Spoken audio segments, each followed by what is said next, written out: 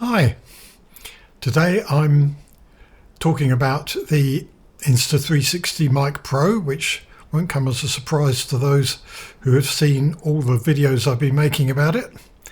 And I'm talking about it in relation to the Zoom H2e Essential.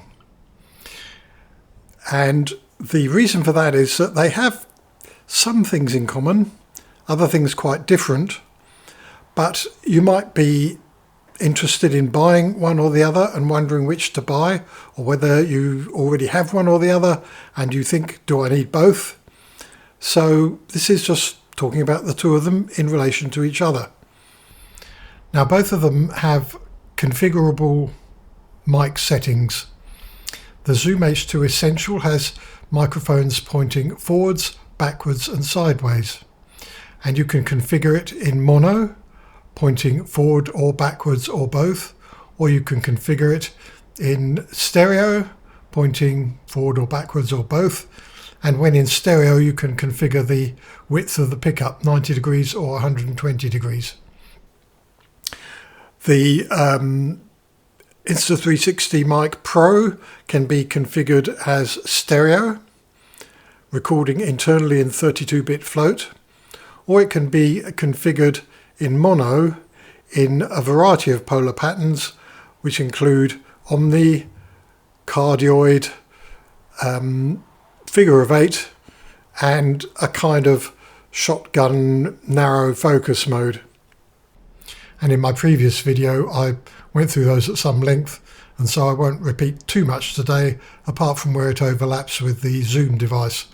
So right now I'm recording this with the Zoom set to mono rear, which is what's facing me, rear being the part with the display screen on, and the Mic Pro I'm using with the setting on figure of 8 mono, which in my previous experiments has proved to be what works best in this room to make it sound a little bit like a studio.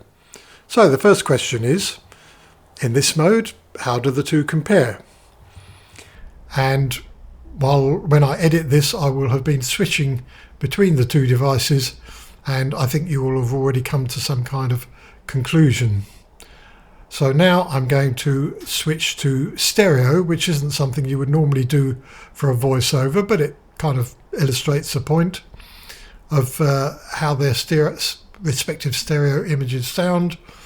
And then finally I'm going to record a bit of music on both to give you a feel for their frequency response and stereo image in the context of music, once again simply reproduced through my hi-fi loudspeakers here, which are quite a good pair of tannoy bookshelf speakers. So however, the room messes with the sound, the speakers mess with the sound, so it's not so much a matter of does it sound good full stop, but how does one compare with the other, and are they acceptable?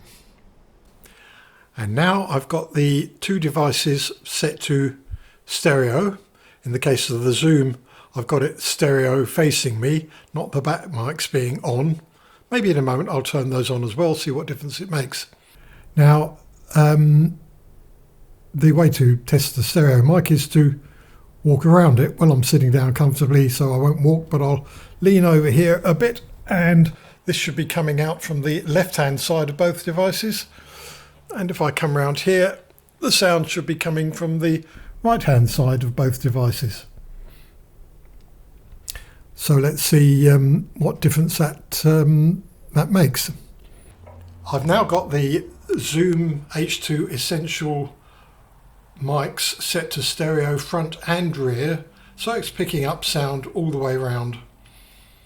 And this would not be a good way to do a voiceover normally, because it means that I'm now picking up loads of room reflection from the back, but I'm just trying to compare the sound options available on both of these devices.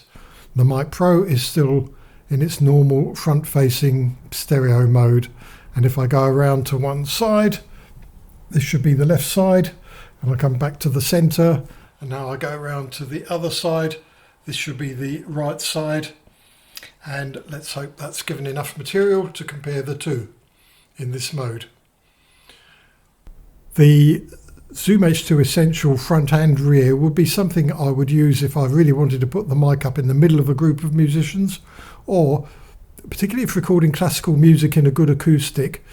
You might want to place the mic in such a position that it picked up the actual musicians very well, but also you've got the option from the sound being received at the back of the device to include more or less of the good acoustic of the room. Add a bit of reverberation to make it sound more reverberant, and or you could decide in post-production not to use that at all, but it just gives you the option. So before we get to the music test, I'm just demonstrating how noise reduction works on these two devices. The Zoom H2 Essential didn't originally have noise reduction, but they added it a couple of months ago, as a firmware update.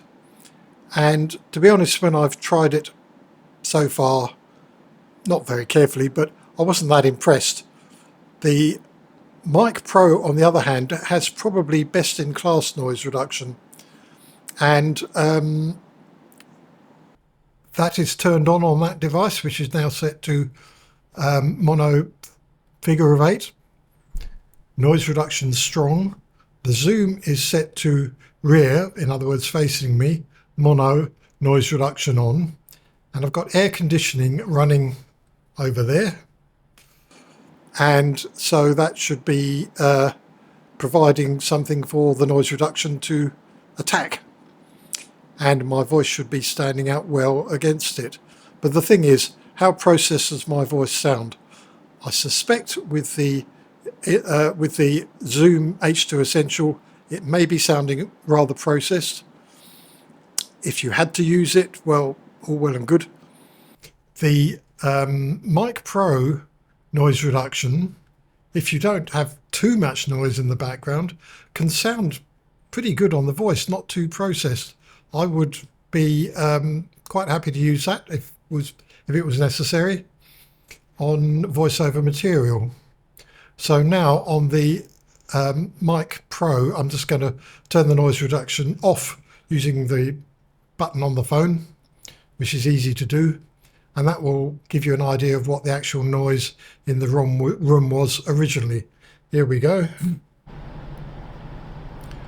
Okay, so noise reduction is now disabled on the Mic Pro, still running on the other one, but this is just so you can hear how my voice sounds with the air conditioner running in the background.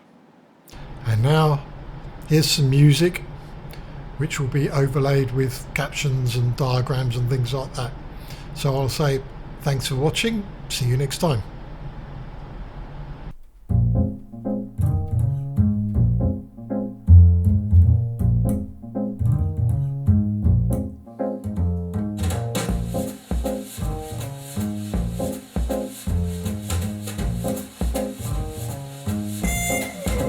He is loud and wild, playing hard to get. He's reliable as the weather in April. Oh, he's steady, demanding, flirtatious, and oh, so adorable. You never get all in one, so let's take 3 instead. 'Cause you possess me. No, no, you will never domesticate me.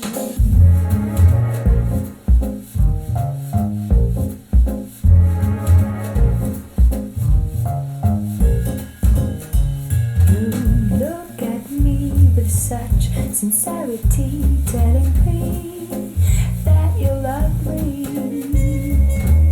You're so shy and sensitive, and sometimes a little bit predictable. You never get all in one, so let's take 3 instead.